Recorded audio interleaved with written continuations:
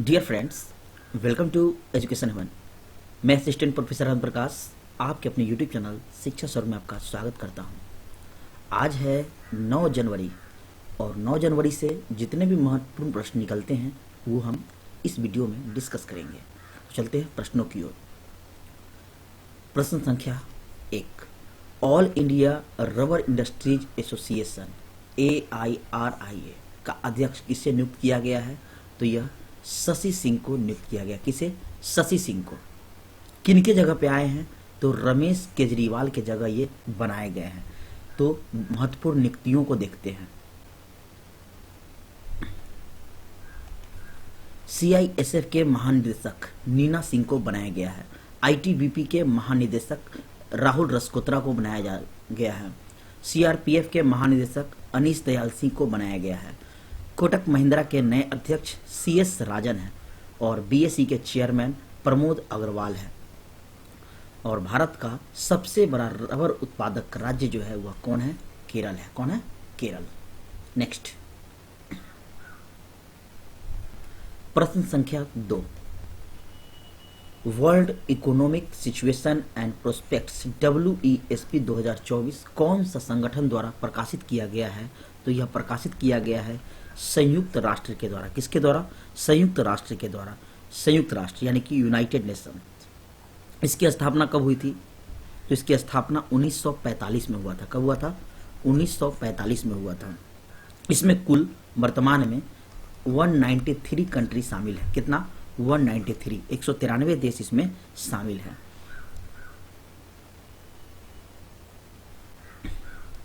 संयुक्त राष्ट्र के अनुसार वैश्विक आर्थिक वृद्धि 2.7% 2023 में है और 24 में रहने का अनुमान है 2.4%।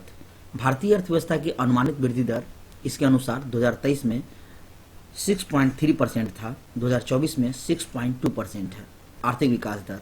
और GDP 2025 कितना है? 6.6%। भारतीय अर्थव्यवस्था का 2024 के लिए वृद्धि अनुमान RBI यानी रिजर्व बैंक ऑफ इंडिया का 6.5% है। IMF यानी कि इंटरनेशनल मॉनेटरी फंड का 6.3% है और वर्ल्ड बैंक का है 6.5%। इतना तथ्य याद रखिए। नेक्स्ट प्रश्न है आपका, ICC T20 वर्ल्ड कप पुरुषों का 2024 का आयोजन कहाँ होगा? वेस्ट इंडीज और संयुक्त राज्य अमेरिका में होगा। कहाँ होगा? वेस्ट इंडीज और संयुक्त राज्य अमेरिका में। तो यह T20 वर्ल्ड कप है। ICC T20 वर्ल्ड कप पुरुष का 2024 में यह जो होगा वेस्ट इंडीज और अमेरिका में, तो यह आपका 9वां संस्करण है। यह आपका इंपॉर्टेंट प्रश्न है कि कैवां संस्करण है? 9वां संस्करण है, जो 4 जून से लेकर 29 जून 2024 के बीच खेला जाएगा और इसमें कुल 20 टीमें हिस्सा लेगी। कितने टीमें? 20 टीमें। और इसे 4 ग्रुपों में बांटा जाएगा। तो पुरुष का हो गया। ICC T20 महिला का 2023 में जो हुआ था वो दक्षिण अफ्रीका में हुआ था, जिसमें मेजबान टीम दक्षिण अफ्रीका को हराकर ऑस्ट्रेलिया विजयी बनी थी। और T20 महिला 2024 का कहाँ होगा? तो यह बांग्लादेश में होगा। यह प्रश्न याद रखिए, काफी इंपॉर्टेंट है।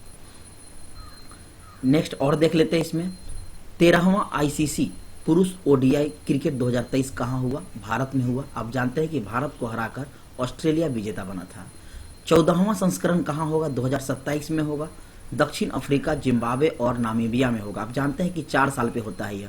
तो 23 में भारत में होगा, 27 में दक्षिण अफ्रीका, जिम्बाब्वे और नामीबिया में होगा। 15वां ICC ODI जो है 2031 में भारत और बांग्लादेश में होगा। नेक्स्ट,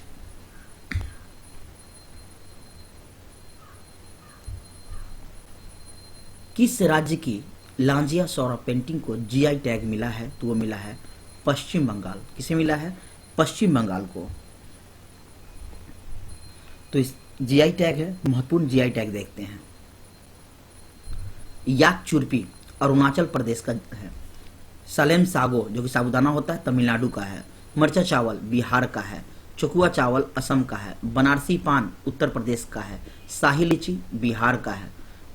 मिथिला का मखाना बिहार। कन्याकुमारी लौंग तमिलनाडु और कांगड़ा चाय हिमाचल प्रदेश। इतने महत्वपूर्ण आपका जो है GI टैग है। नेक्स्ट प्रश्न है आपका, वर्ष 2022-23 में भारत के खिलौने के निर्यात में कितनी प्रतिशत वृद्धि हुई है?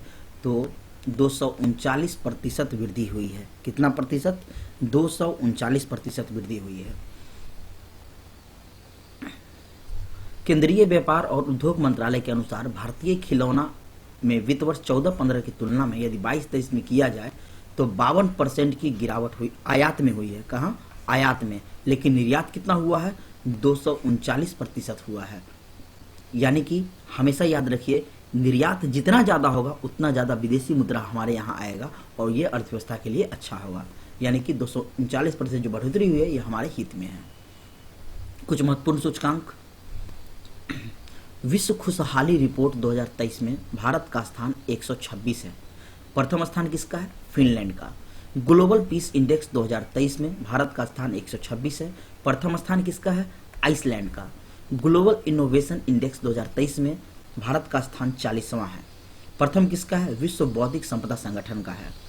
वर्ल्ड प्रेस फ्रीडम इंडेक्स 2023 में भारत का स्थान 161 है। प्रथम कौन है? नॉर्वे।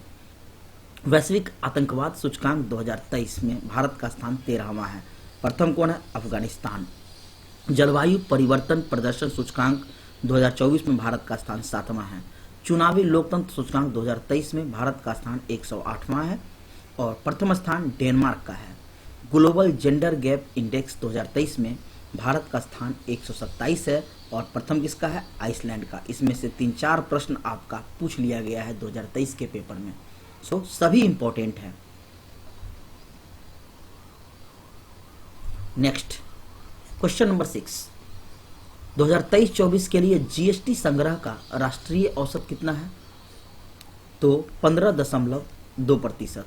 अब ये पूरे राज्यों को मिलाकर, देश के सभी राज्यों को मिलाकर ये औसत है आपका 15.2%। अब जीएसटी, इसके बारे में विस्तार से जानते हैं। जीएसटी का फुल फॉर्म होता है आपका गुड्स एंड सर्विस टैक्स, वस्तु और सेवा कर। सबसे पहले यह कहाँ लागू हुआ? फ्रांस देश में लागू हुआ था। जीएसटी हमारे यहाँ जो बना किस मॉडल पर आधारित है? कनाडा के मॉडल पर यह आधारित है। किसके सिफारिश पर बना था? विजय केलकर समिति की सिफारिश पर यह लागू हुआ था। कब? 1 जुलाई 2017 को यह लागू हुआ। हमारे देश में किस राज्य में सबसे पहले लागू हुआ? तो यह आपका असम में हुआ था। किस अनुच्छेद के तहत? तो 279 अनुच्छेद के तहत जीएसटी को 101वें संविधान संशोधन अधिनियम 2016 के द्वारा लागू किया गया और यह संवैधानिक जो संशोधन था वह 122वां संशोधन था। जीएसटी चोरी करने वालों को 5 वर्ष की सजा का प्रावधान है। कितना? 5 वर्ष। और जीएसटी स्लैब जो है वह 5 प्रकार का है। 1, 5%, 12%, 18% और 28%। ये 5 प्रकार का स्लैब है। नेक्स्ट प्रश्न है आपका, किस लिपि को बचाने के लिए उसके डिजिटल संसाधनों का उपयोग करने पर विचार किया गया है? तो वह है कश्मीरी लिपि को बचाने के लिए डिजिटल संसाधन यानी कि लेटेस्ट टेक्नोलॉजी जो है उससे जोड़ा जाए ताकि इसको बचाया जा सके इस लिपि को।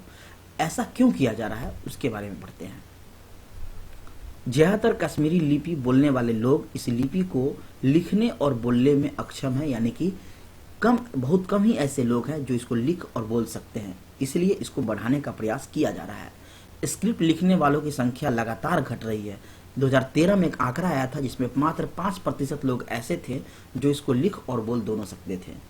इसलिए गूगल और माइक्रोसॉफ्ट जैसी बड़ी कंपनी इस भाषा की लिपि को बचाने का प्रयास करेगी, यानी इससे जोड़ा जाएगा। जैसे आप अभी गूगल ट्रांसलेट में जाकर हिंदी, अरबी, इंग्लिश, फ्रेंच कोई भी भाषा में ट्रांसलेट कर लेते हैं, उसी में जो है यह भी लिपि को शामिल किया जाएगा। गूगल ट्रांसलेट में कश्मीरी लिपि को शामिल करने का प्रयास किया जा रहा है। नेक्स्ट प्रश्न है आपका, शेख हसीना लगातार चौथी बार प्रधानमंत्री बनी है, वो किस देश की है? तो वो आपका बांग्लादेश की है। कहाँ की है? बांग्लादेश की। तो शेख हसीना जो है बांग्लादेश की आपके प्रधानमंत्री बनी है चौथी बार, यानी कि 5वीं बार यह शपथ लेगी। चलिए इससे रिलेटेड प्रश्न देखते हैं। इनकी पार्टी का नाम क्या है? अवामी लीग। 300 सीटों में इन्हें 223 सीटों प्राप्त हुआ। शेख हसीना 2009 से प्रधानमंत्री पद पर लगातार बनी हुई है। बांग्लादेश का निर्माण कब हुआ था? 1971 में हुआ था। कुछ अन्य नियुक्ति, जैसे कि यहाँ प्रधानमंत्री की बात है तो कजाकिस्तान के प्रधानमंत्री कौन है?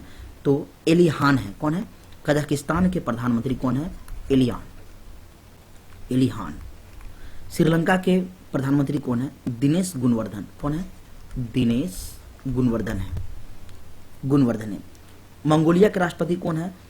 उखनागिन खुरेलसुख याद रखिए। और राष्ट्रपति प्रधानमंत्री देखते हैं। बांग्लादेश के राष्ट्रपति कौन है? मोहम्मद शहाबुद्दीन चुप्पू। मिस्र के राष्ट्रपति अब्दुल फतेह अल सीसी। यह प्रश्न आपका बीपीएससी टीचर के एग्जाम में हाल ही में पूछ लिया गया है। अर्जेंटीना के राष्ट्रपति कौन है? Xavier Miley. पोलैंड के प्रधानमंत्री कौन है? Donald tusk. न्यूजीलैंड के प्रधानमंत्री कौन है? Christopher Luxon. लग्जमबर्ग के प्रधानमंत्री कौन है? Luke Frieden. कौन है? Luke Frieden. प्रवासी भारतीय दिवस कब मनाया जाता है? तो 9 जनवरी को मनाया जाता है। कब मनाया जाता है? 9 जनवरी को प्रवासी भारतीय दिवस मनाया जाता है। क्यों मनाया जाता है? यह भारत सरकार के साथ प्रवासी भारतीय समुदाय के जुड़ाव को मजबूत करने के लिए मनाया जाता है। क्यों मनाया जाता है? इसके जुड़ाव को मजबूत करने के लिए। यह दिवस पहली बार 2003 में मनाया गया था और इसी दिन यानी कि 1915 में महात्मा गांधी दक्षिण अफ्रीका से लौटे थे। कहां से लौटे थे? कब? 1915 में दक्षिण अफ्रीका से लौटे थे। उन्हें महान प्रवासी की उपाधि दी गई। अब यहाँ महत्वपूर्ण तथ्य आपका दिवस है। तो कौन कौन सा दिवस जनवरी में हम मनाते हैं? तो 9 जनवरी मैंने आपको बताया प्रवासी भारतीय दिवस। 10 जनवरी को विश्व हिंदी दिवस मनाते हैं। 12 जनवरी को राष्ट्रीय युवा दिवस मनाते हैं। 15 जनवरी को थल सेना दिवस मनाते हैं। 23 जनवरी को सुभाष चंद्र बोस जयंती मनाते हैं। 24 जनवरी को राष्ट्रीय बालिका दिवस मनाते हैं। 25 जनवरी को राष्ट्रीय मतदाता दिवस मनाते हैं। 26 जनवरी को गणतंत्र दिवस मनाते हैं। 30 जनवरी को राष्ट्रीय शहीद दिवस मनाते हैं। इतने महत्वपूर्ण तथ्य आपको यहाँ से निकलते हैं। नेक्स्ट प्रश्न है आपका, टाटा पावर ने हाल ही में किस राज्य में 70,000 करोड़ रुपए निवेश करेगी? तो तमिलनाडु में करेगी। कहां? तमिलनाडु में। क्यों करेगी? ये 70,000 करोड़ रुपए जो है क्यों करेगी? तो टाटा पावर ने अगले 5 से 7 सालों में तमिलनाडु में 10 गीगावाट सौर और पवन ऊर्जा क्षमता विकसित करने के लिए 70,000 करोड़ रुपए की निवेश की घोषणा की है। तो यहाँ टाटा पावर आया। इसके सीईओ और एमडी कौन है? प्रवीर सिन्हा है। कौन है? प्रवीर सिन्हा है। तमिलनाडु आया। तमिलनाडु का गठन 26 जनवरी 1950 को हुआ। राजधानी चेन्नई। मुख्यमंत्री एमके स्टालिन। राज्यपाल रविंद्र नारायण रवि। लोकसभा सीट 39 है और राज्यसभा सीट 18 है। तो फास्ट रिवीजन हम लोग पीछे के प्रश्न को करते हैं जो इंपॉर्टेंट है और मैं आपको बता चुका हूं। किस राज्य में राजीव गांधी स्टार्टअप योजना का 11वां चरण शुरू हुआ? तो वो हुआ आपका हिमाचल प्रदेश में। किस राज्य के राज्यपाल ने आयुष्मान योजना के तहत कैशलेस स्वास्थ्य सुविधा का उद्घाटन किया है? तो हरियाणा। विश्व ब्रेल दिवस कब मनाया जाता है? तो 4 जनवरी को मनाया जाता है। पीएम विश्वकर्मा योजना को लागू करने वाला पहला केंद्र शासित प्रदेश कौन है? तो वह है आपका जम्मू कश्मीर। एमएस स्वामीनाथन पुरस्कार से किसे सम्मानित किया गया है? तो प्रोफेसर बीआर कंबोज को। पावर ग्रिड कॉर्पोरेशन के नए सीएमडी किसे नियुक्त किया गया है? रविंद्र कुमार त्यागी को नियुक्त किया गया है। किस राज्य ने अम्मा बैंक योजना शुरू किया है? तो वो उड़ीसा है। हाल ही में हॉर्नबिल उत्सव कहां मनाया गया है? तो वो आपका नागालैंड मनाया गया। कहां? नागालैंड। हाल ही में किस राज्य ने मिशन दक्ष योजना शुरू की है? तो बिहार ने। दक्ष का full form dynamic approach for knowledge and skill. हाल ही में भारतीय रेलवे ने रेलवे ट्रैक पर हाथियों की सुरक्षा के लिए कौन सा एआई सॉफ्टवेयर लॉन्च किया? तो वो है आपका गजराज। फ्रेंड्स, आज का आपका होमवर्क है 2024 खेलो इंडिया यूथ गेम्स में पहली बार कौन सा खेल शामिल किया जा रहा है? तो यह आपको कमेंट बॉक्स में बताना है। फ्रेंड्स, मैं आपके लिए प्रत्येक दिन 7 बजे तक आपको वीडियो उपलब्ध करवा देता हूं। इतनी मेहनत आपको पता है कि ये वीडियो बनाने में सिर्फ 15 मिनट 10 मिनट नहीं लगते हैं, 3 से 4 घंटे इसमें शामिल होता है। कंटेंट जगह जगह से रखा जाता है, प्रश्नों को सिलेक्ट किया जाता है। तो आप प्रश्नों का उत्तर जरूर दें वीडियो देखने के बाद, ताकि हमें लगे कि हाँ, यह आपके लिए हेल्पफुल है। तो जुड़े रहिए हमारे साथ। यदि आपको मेरा वीडियो अच्छा लगता है तो मेरे चैनल को सब्सक्राइब करें, लाइक करें, शेयर करें। Thank you very much. फिर मिलते हैं नेक्स्ट वीडियो में।